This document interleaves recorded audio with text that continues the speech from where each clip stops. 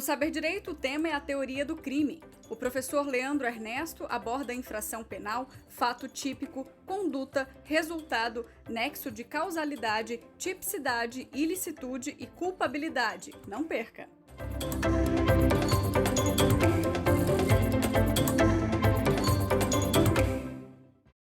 Fala pessoal, estamos de volta com o nosso último bloco. Já estou com saudade de vocês, mas temos que terminar a nossa disciplina aqui. São 5 aulas, essa é a nossa última aula.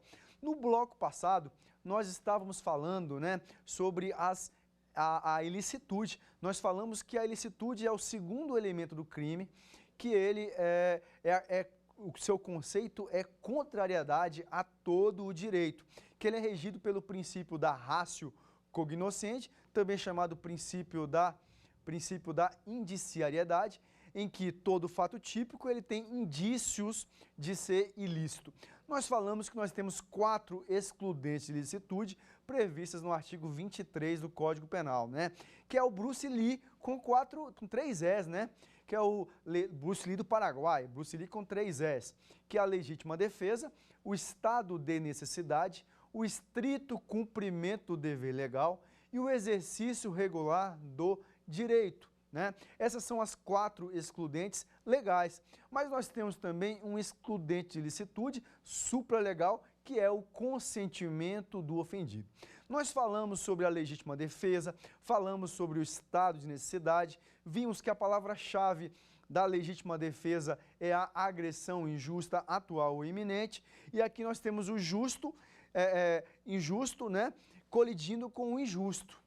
Já no estado de necessidade, nós temos a palavra-chave é perigo atual, não é iminente, é só perigo atual, e nós temos aqui 2 justos em contraposição. Falamos então dessas diferenças. Agora nós vamos entrar na terceira excludente de ilicitude, que é o estrito cumprimento do dever legal. O nome já fala, estrito, ou seja, nos limites, estrito cumprimento. Eu vou cumprir nos limites o meu dever legal. A lei me dá um dever para cumprir e eu tenho que cumprir esse dever dentro dos limites estritos da lei. Se eu passar, eu respondo, pelo que eu exceder os limites que a lei impôs que eu cumprisse. Então, geralmente, a doutrina ela diverge um pouco, mas a regra geral é que essa excludente, ela só pode ser utilizada por agente público, porque é ele que tem o dever legal de atuar. Por exemplo, aqui, nós temos a situação de um policial que para prender um criminoso utiliza de violência. Imagina que o policial vai prender um indivíduo, esse indivíduo resiste à prisão e o policial utiliza de violência, uso da força, para conter esse indivíduo, para efetuar a prisão, para cumprir um mandado de busca, mandado de prisão, por exemplo. O policial que para cumprir um mandado de busca e apreensão, ele tem que derrubar uma porta, derrubar um portão. Não comete o crime de dano aqui, porque o policial está em estrito cumprimento do dever legal. Aqui também entra a situação, do caso do carrasco. Só fazendo um parênteses aqui, no Brasil se admite pena de morte? Em regra, não. Excepcionalmente, segundo a Constituição, admite-se no caso de guerra declarada. Não é guerra, tem que ser guerra declarada. No caso de guerra declarada, como é que funciona, gente? Imagina que tem uma guerra e que tem um soldado brasileiro que está atuando como uma espécie de X9, gente? A calgoete, aquele cara que está passando informações estratégicas para o exército inimigo, gente. Está traindo a pátria. Então, esse soldado, ele vai ser condenado à morte. É uma exceção. Então, nesse caso, vai ser, no Brasil, condenado à morte. E aí, como é que é feita a execução desse indivíduo? É cadeira elétrica? É por injeção não letal? Não, no Brasil não pode isso. No Brasil não se admite injeção não letal nem cadeira elétrica. Como é que esse indivíduo é morto? Ele vai ser colocado num paredão, tá? Esse soldado vai ser colocado num paredão e aí, geralmente, o exército separa 7 fuzis ali. 7 fuzis. Desses 7 fuzis, são colocados 6 munições de fechim e uma munição real. Então, uma munição real e 6 munições de fechim, ou seja, que não atira, só faz barulho, mas você não sabe se atirou ou não. E pega-se aqueles fuzis e mistura os 7 fuzis ali. Depois eu pego os fuzis sem saber qual fuzil está com a munição letal e quais estão com as munições de fechim. Eu pego esses fuzis e vou entregar para 7 soldados. E vou colocar o soldado condenado, vai ficar no paredão. E aí os soldados vão apontar para aquele soldado que foi condenado e vai preparar, apontar fogo. Os 7 vão atirar. Só que só dos fuzis é que vai acertar aquele indivíduo. Quem matou? Não sei. Então vai ficar na dúvida de qual dos 7 matou aquele indivíduo. Mas quem matou está protegido pelo exercício, estrito cumprimento do dever legal. A lei impõe que ele mate aquele outro indivíduo ali. E nesse caso não vai ser um homicídio, vai ser um excludente de licitude. Se eu tenho licitude, automaticamente não vai ser crime, porque a ilicitude, se eu excluir a ilicitude, exclui o próprio crime, tá? Só outro parênteses aqui, gente. Muita gente acha que só tem, essa é o único caso de pena de morte no Brasil. Lei de engano. Nós temos mais outros casos de pena de morte no Brasil, sim. Professor, qual o segundo caso? O segundo caso, gente, lei do abate. Lei do abate. Quando se autoriza, a aeronáutica autoriza o abate de um avião que está sobrevoando. Imagina o seguinte, imagina que tem um avião que resolve, um avião sequestrado que resolve tá vindo em direção a Brasília, por exemplo. Cara, nesse caso aqui vai sair um caça lá de Anápolis, onde tem uma base aérea, um caça vai sair e vai abater esse avião. Gente, pena de morte, mas vai ser uma pena de morte. Lei do abate. Tem mais alguma exceção em que admite pena de morte? Gente, pior que tem, sabia? E pouca gente sabe também, né? Lei dos crimes ambientais, Lei 9605 de 98. Ué, professor, como assim? Pena de morte da pessoa jurídica. Imagina que você tem uma empresa, uma indústria, e que você está jogando dejetos tóxicos em algum rio, no mar ou numa floresta, e que você está poluindo ali uma nascente. Uma das penas para a pessoa jurídica é a pena de morte, pena capital. Quando eu falo se admite no Brasil pena de morte, eu não estou falando que pena de morte de pessoa física, é pena de morte. Pode ser pessoa física ou pode ser pessoa jurídica. Então, a doutrina entende essas exceções aí. Então, eu tenho no caso de guerra declarada, segundo caso aqui, eu vou ter lei do abate, e terceiro caso, eu vou ter o caso aqui da lei dos crimes ambientais, morte da pessoa jurídica, são as exceções aqui em que eu tenho pena de morte no Brasil. Então, só voltando aqui. Então, nós estamos falando do estrito cumprimento do dever legal, né, gente? O que é dever legal? O dever legal decorre de lei em sentido amplo, né? Em sentido lato, genérico. Pode ser decretos, regulamentos, decisões judiciais, atos administrativos. Em cumprimento desses atos normativos aqui, cabe estrito cumprimento do dever legal, tá? Se o ato administrativo tiver caráter específico, não será estrito cumprimento do dever legal, e sim obediência hierárquica, tá? Cuidado com esse detalhe aqui. Pessoal, vamos lá. O próximo, a quarta excludente de ilicitude é o exercício regular de um direito, que está no artigo 23, inciso 3, segunda parte do Código Penal. Aqui segue a seguinte máxima: onde tem direito, não há crime. Se a lei me dá um direito, isso não pode ser crime, gente, tá? Então, o exercício de um direito nunca pode ser crime. Por exemplo, no caso da prisão em flagrante praticada por qualquer do povo. Artigo 301 do Código de Processo Penal.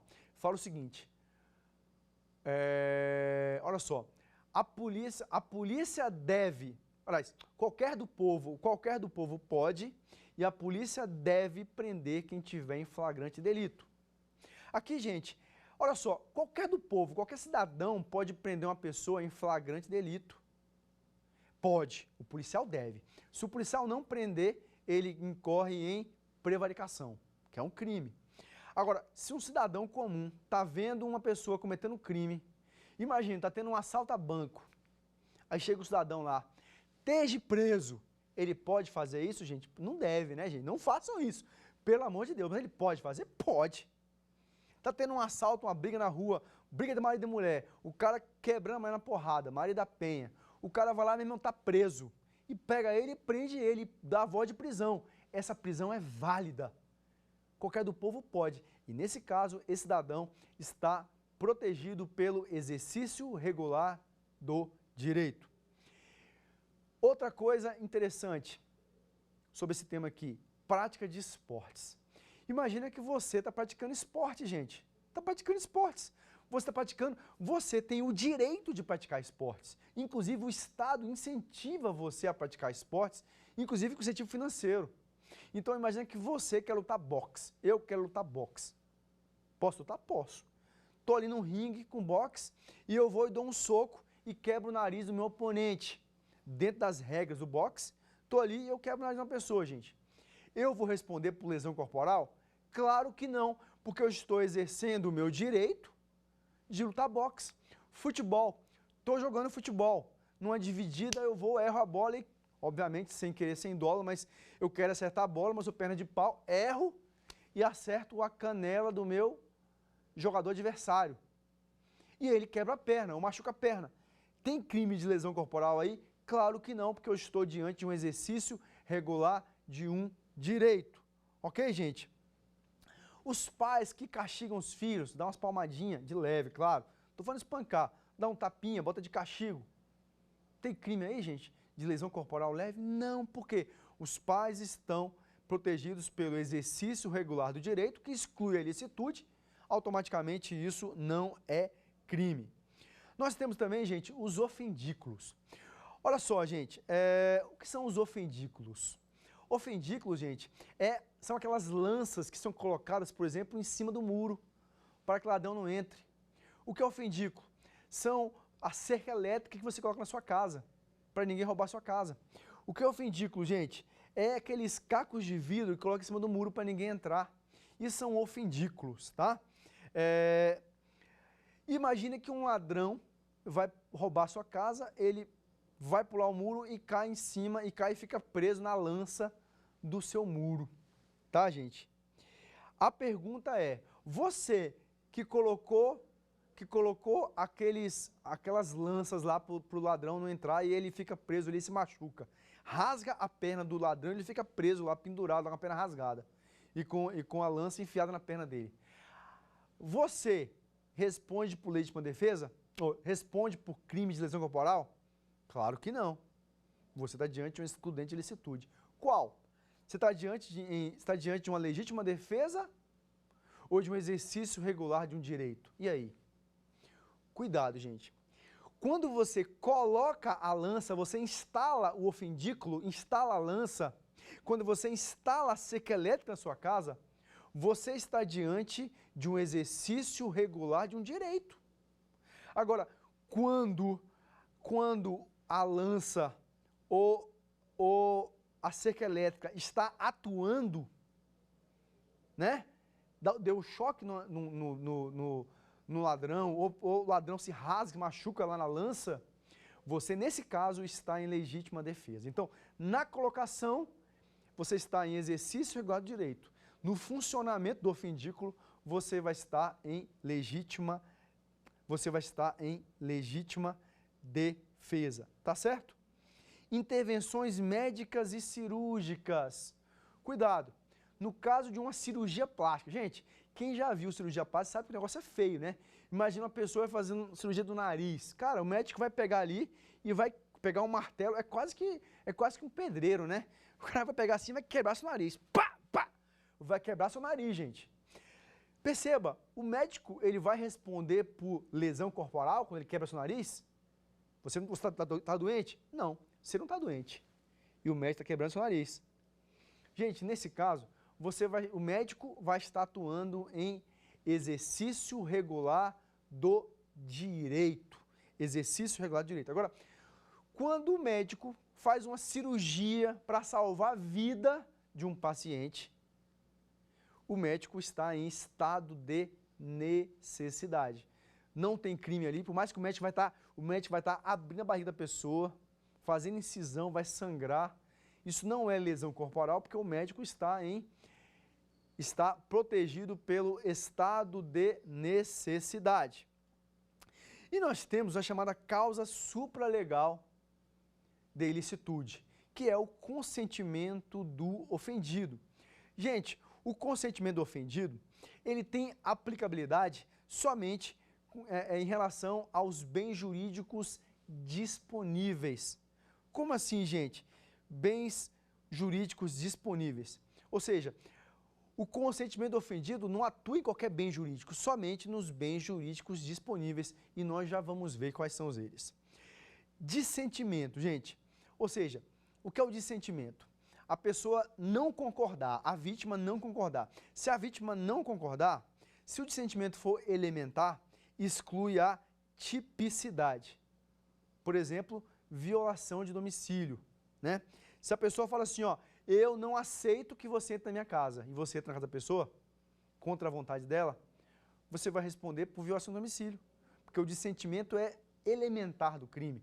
Gente, o caso do estupro, homem transa com a mulher.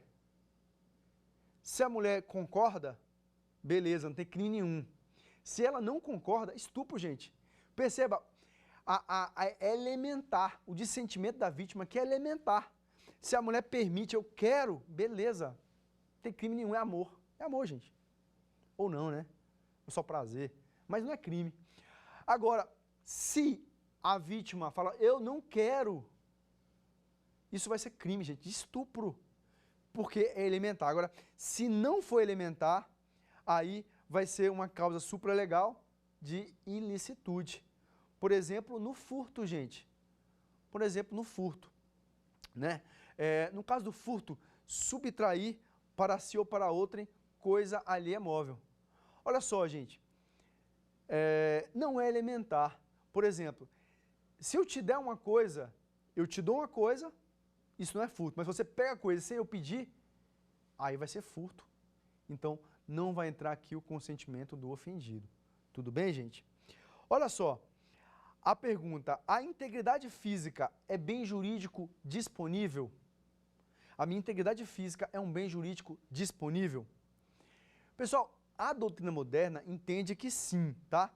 Desde que tenha duas condições. Primeiro, seja lesão corporal leve, não pode ser grave nem gravíssima, e o consentimento não contrarie a moral e os bons costumes.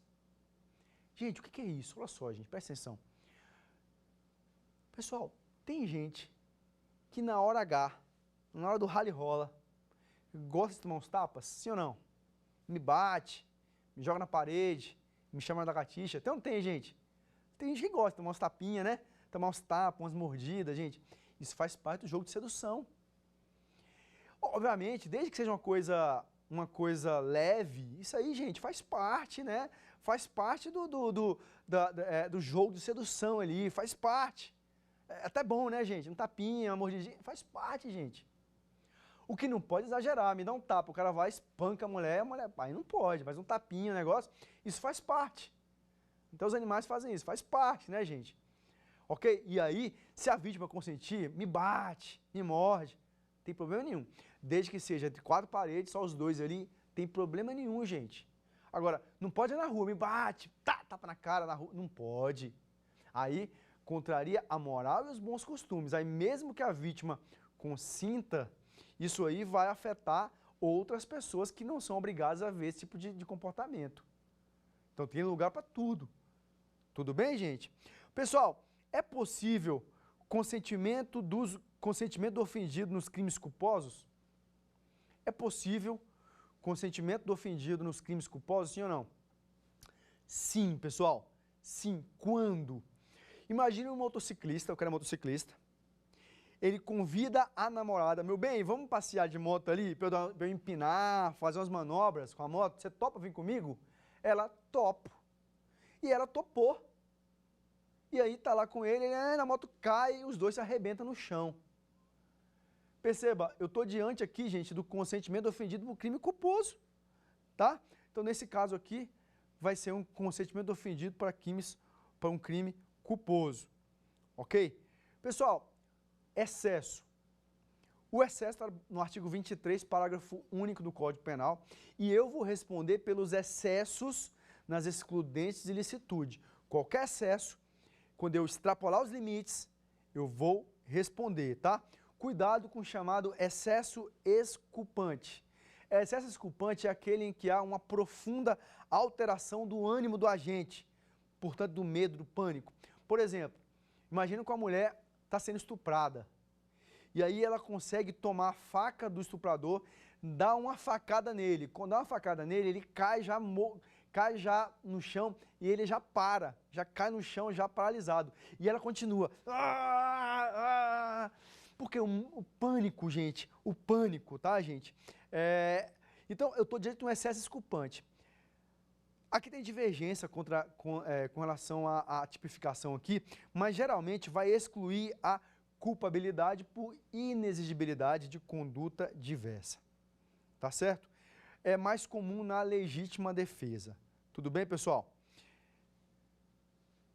Vamos passar agora a tratar do último elemento do crime, que é a culpabilidade. Professor, o que é a culpabilidade? A culpabilidade nada mais é do que o juízo de reprovabilidade social, juízo de censurabilidade social, capacidade do agente de receber uma pena. Como assim, professor? Olha só, nós temos três elementos da culpabilidade. É o IP. Três elementos da culpabilidade. IP. O I, eu tenho a imputabilidade. P, potencial consciência da ilicitude. E o E, exigibilidade de conduta diversa. Eu tenho também algumas excludentes de culpabilidade, que é o menor de eco. Menor de eco. O que é menor? Menoridade. Menoridade exclui o quê? A imputabilidade. Primeiro D aqui, D é o quê? Doença mental, exclui também a imputabilidade.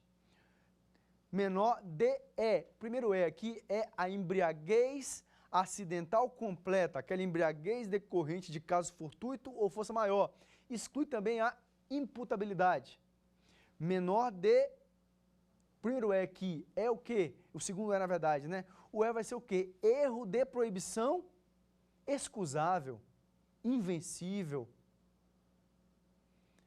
Primeiro C, coação moral irresistível.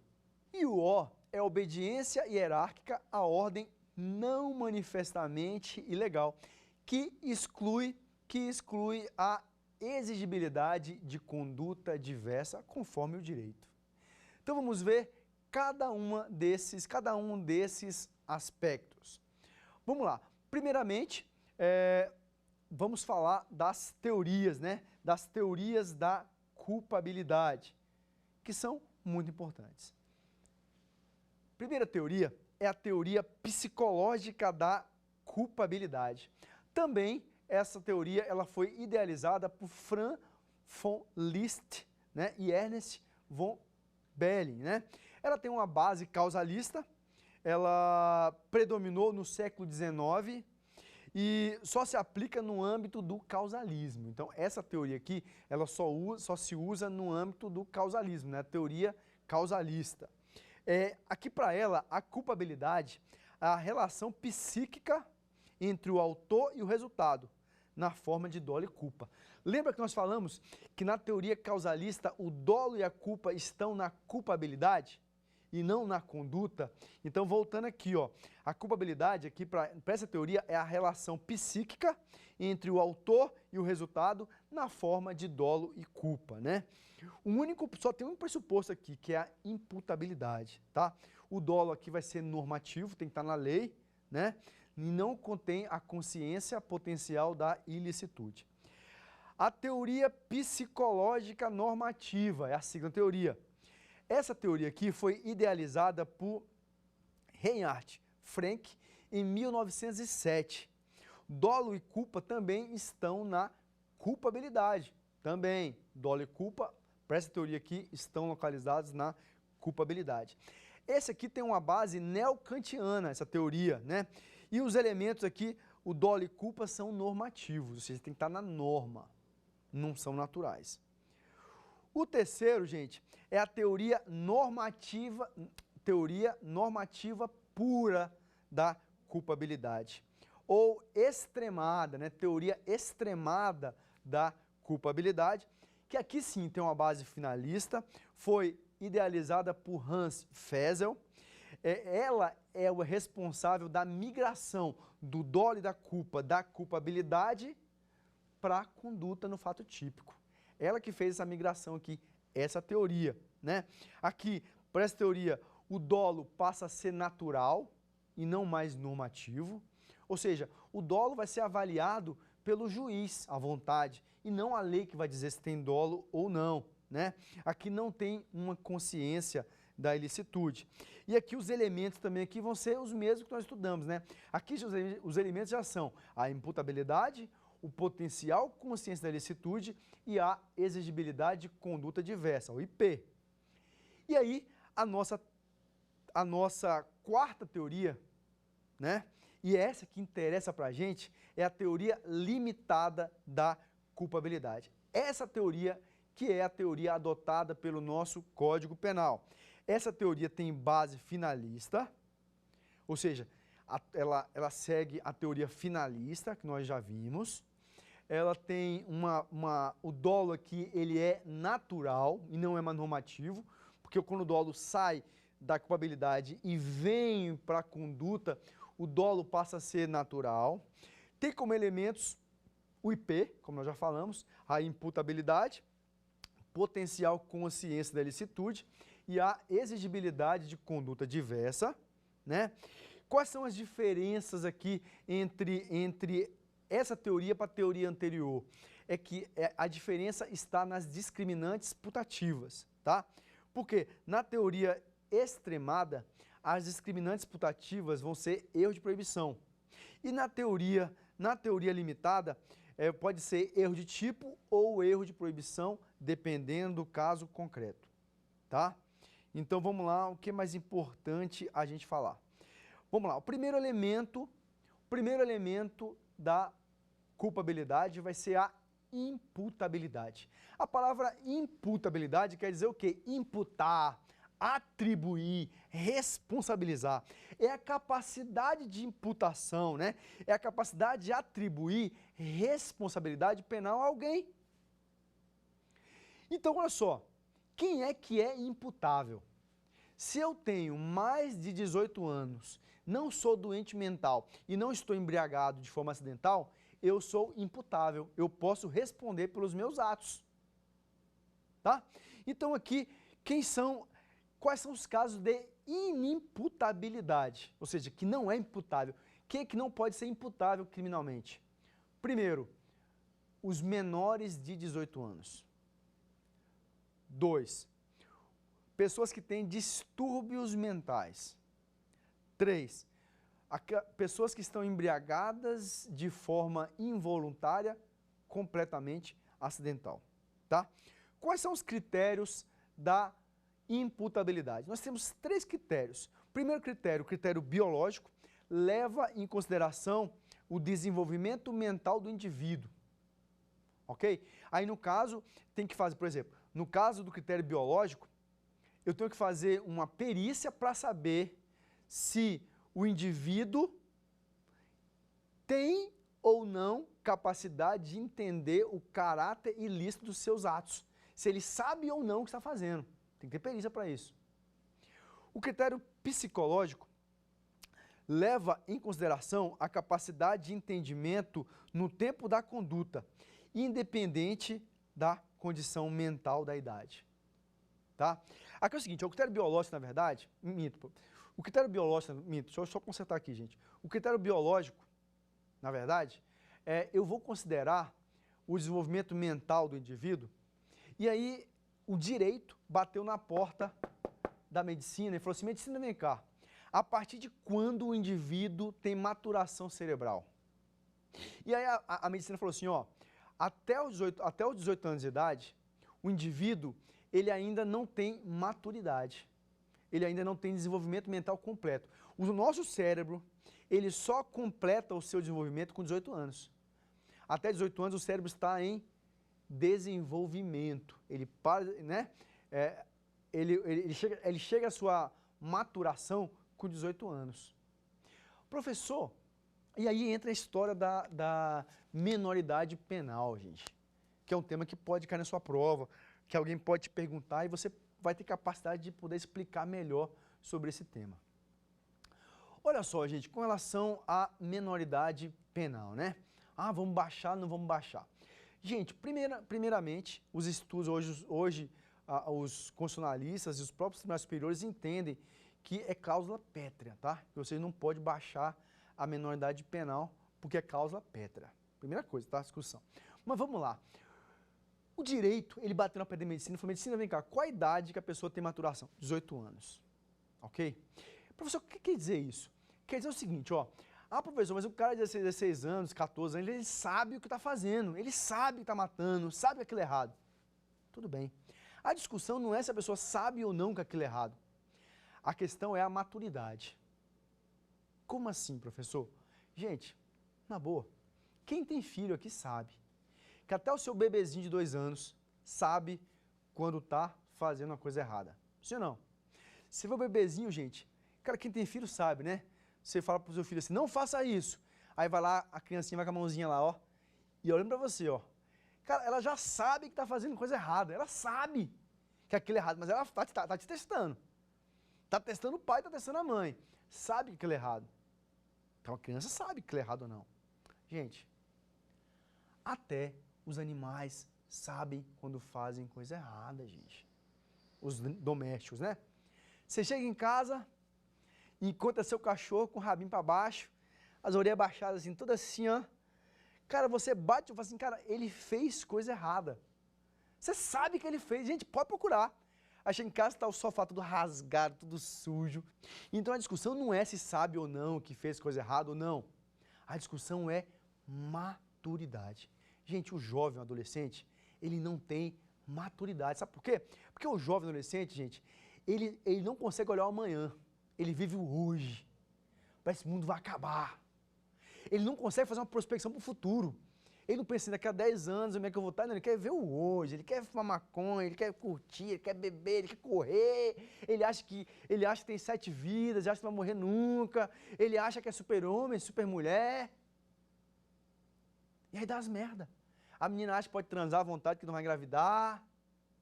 Porque na hora tá pegando fogo ali, ninguém quer saber se tem camisinha, não vai mesmo, do jeito que tá ali mesmo. Porque o jovem não tem a maturidade, e você adulto, não, pera aí, sem camisinha não, pera aí, camisinha, para não engravidar, senão o cara já pensa, vou pagar PA aqui, ou a menina, vou acabar minha carreira. Já o adolescente não quer saber, cara, ele não pensa, ele vai, porque ele não pensa no amanhã. Então, essa é a discussão. O jovem, ele não pensa no amanhã. Ele acha que não tem problema. Ok, gente? Ele não consegue fazer a prospecção no amanhã. Tudo bem? Então, vamos lá. Critérios biológicos. A gente analisa o desenvolvimento mental e a medicina fala que o cérebro, o desenvolvimento mental é com 18 anos. Psicológico, eu vou avaliar, gente, aí entra a perícia. Aqui eu vou corrigindo, tá? Aqui entra a perícia. Eu vou fazer uma perícia médica, no caso concreto, para saber se no dia que o cara matou, se ele tinha ou não consciência do que ele estava fazendo ou não era errado. E o terceiro critério é o biopsicológico, é a fusão dessas duas teorias aí. A pergunta é, o Brasil adotou qual dos 3 critérios? O biológico, o psicológico ou biopsicológico? De acordo com o artigo 26 do Código Penal, o nosso Código Penal adotou o critério biopsicológico. Biopsicológico, ou seja, a junção do biológico com o psicológico. Nós vamos ver que para menor idade, adotou-se o critério biológico, menor de 18 anos, para embriaguez completa acidental, né? E para doença mental, adotou-se o critério psicológico. Eu vou analisar no caso concreto se a pessoa tinha ou não potencial consciência da ilicitude, tá? Então vamos lá, gente. Cuidado que a emoção e paixão não exclui a imputabilidade, gente. Muito cuidado com isso, tá? A emoção é um estado súbito, pá, aquela coisa doida.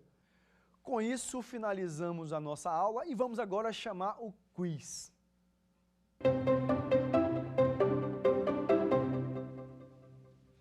A prática de crime em decorrência de coação moral irresistível configura inexigibilidade de conduta diversa, excludente de antijuridicidade, imputabilidade penal, circunstância atenuante de pena, atipicidade da conduta. E aí? Letras A, B, C, D ou E. Vamos conferir? Gabarito letra A, né, gente? Ó, a coação moral irresistível configura inexigibilidade de conduta diversa conforme o direito. Pessoal, muito cuidado com isso. A coação moral irresistível exclui a exigibilidade de conduta diversa. Portanto, exclui a culpabilidade. Cuidado.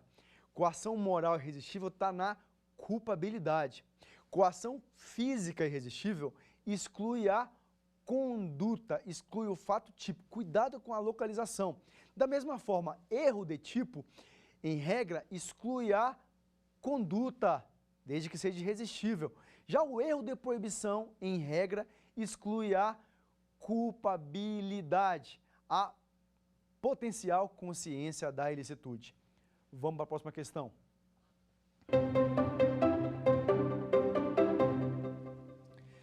No que se refere à imputabilidade penal, em regra, o direito penal brasileiro adota o sistema biológico, psicológico, psicanalítico, biopsicanalítico ou biopsicológico. E aí? A, B, C, D ou E. Falamos isso em sala de aula. E aí, gente? A, B, C, D ou E. Vamos conferir? Como regra com relação à imputabilidade penal, né, letra E, o nosso Código Penal, né, adota o critério biopsicológico. Biológico para a menoridade, psicológico para a potencial consciência da ilicitude e exigibilidade de conduta, biológico para a menoridade e psicológico para a doença mental e para a embriaguez completa, fortuita, decorrente de força maior. Próxima questão.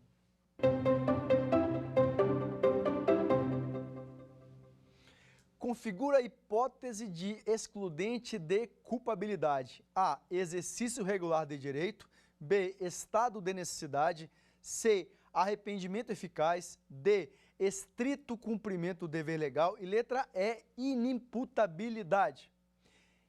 E aí, pessoal? A, B, C, D ou E. Falamos isso em sala de aula também. Vamos conferir? Gabarito letra E. Inimputabilidade. A inimputabilidade exclui a culpabilidade. Bem, pessoal, então terminamos aqui a nossa aula, as nossas 5 aulas, né? Foi um batidão, mas eu acho que valeu a pena. A gente deu, como eu já falei anteriormente, a ideia aqui não era aprofundar demais em nada, mas era uma visão geral, holística sobre a teoria do crime, em que vocês conseguem ver o todo do crime, 5 aulas, coisa rápida, e aí dá para vocês a possibilidade agora de aprofundar em cada um desses assuntos. Mas com isso aqui vocês já conseguem fazer 80% das provas, já conseguem arrebentar, já conseguem trabalhar no dia a dia, já conseguem, né? Serve para a faculdade. Então assim, gente, ficou bastante completo. num aprofundamento de médio para alto. Tudo bem? Muito obrigado pela paciência, por ter nos aguentado até agora, tá? Quem quiser nos seguir nas redes sociais, é só clicar lá no Instagram, Facebook ou no YouTube, Professor Leandro Ernesto. Estou à disposição de vocês. Muito obrigado e até a próxima. Quer dar alguma sugestão de tema para os cursos do Saber Direito? Então mande um e-mail para a gente, saberdireito@stf.jus.br, ou entre em contato pelo WhatsApp, o número é esse que aparece na sua tela. Você também pode estudar pela internet. Acesse nosso site tvjustiça.jus.br ou pode rever as aulas no canal do YouTube TV Justiça Oficial.